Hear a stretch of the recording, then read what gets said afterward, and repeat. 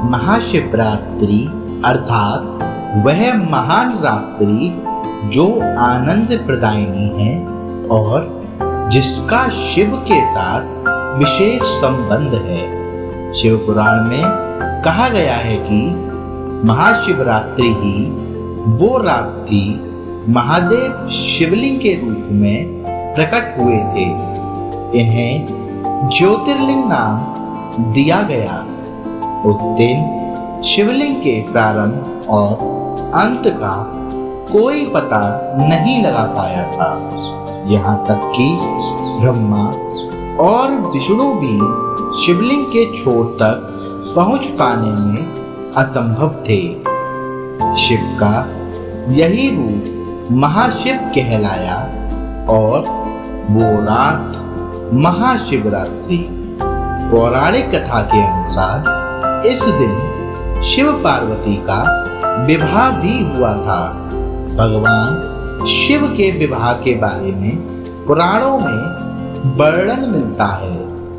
कठिन परिस्थिति में हुआ सती संग विवाह। पौराणिक कथा के अनुसार भगवान शिव ने सबसे पहले सती से विवाह किया था। भगवान शिव को यह विवाह बड़ी जटिल परिस्थितियों में हुआ था, क्योंकि सती ने शिव को अपना पति मान लिया था, लेकिन उनके पिता दक्ष राजा इस विवाह के खिलाफ थे। हालांकि उन्होंने अपने पिता ब्रह्मा के कहने पर सती का विवाह भगवान शंकर से कर दिया।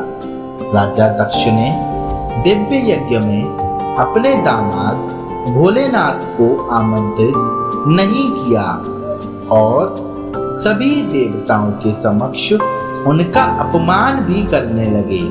पति का तिरस्कार देख देवी सती ने यज्ञ में कूदकर आत्मदाह कर लिया था। शिव ने क्यों किया माता पार्वती संग विवाह?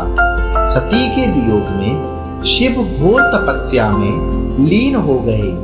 वहीं देवी सती ने राजा हिमवान के घर पार्वती के रूप में जन्म लिया। उस समय तारकासुर नाम के राक्षस का आतंक बहुत बढ़ चुका था।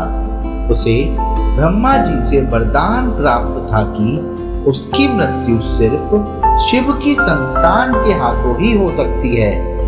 लेकिन सभी ने शिव से पार्वती संग विवाह की गुहार लगाई, लेकिन भगवान शंकर नहीं माने। पार्वती जी महादेव को पाने के लिए भूखे प्यासे तप में जुट गईं। पार्वती के प्रेम को परखने और उनकी तपस्या भंग करने के लिए शिवजी ने कई प्रयास किए, लेकिन देवी टस से मस नहीं हुई। पार्वती का समर्पण देखकर और संसार की भलाई के लिए शंकर भगवान देवी पार्वती से विवाह के लिए राजी हो गए। भूतों की टोली देखकर डर गई देवी पार्वती की मां। शिव ठहरे शमशान निवासी।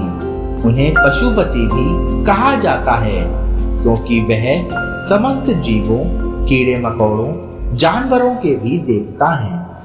ऐसे में उनकी शादी में देवताओं के अलावा भूत, पिशाच, दैत्य, पशु, विचित्र, कीड़े भी मेहमान बनकर आए।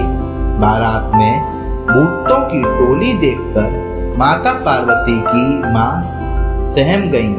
उन्होंने अपनी बेटी का हाथ शिव को सौंपने से मना कर दिया।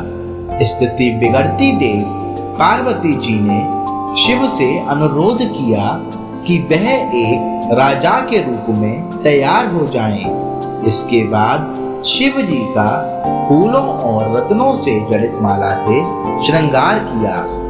इस स्थिति में चुप हो गए शिव। विवाह के दौरान रिवाज है कि वर वधू की वंशावली की घोषणा की जाती है। वधू पक्ष यानी देवी पार्वती के वंश का खूब बखान किया गया, लेकिन जब शिव जी की बारी आई तो महादेव चुप हो गए, क्योंकि शिव जी के माता पिता तो नहीं थे। कहते हैं कि तब देव ऋषि नारद ने भगवान शिव के गुणों का गुणगान किया।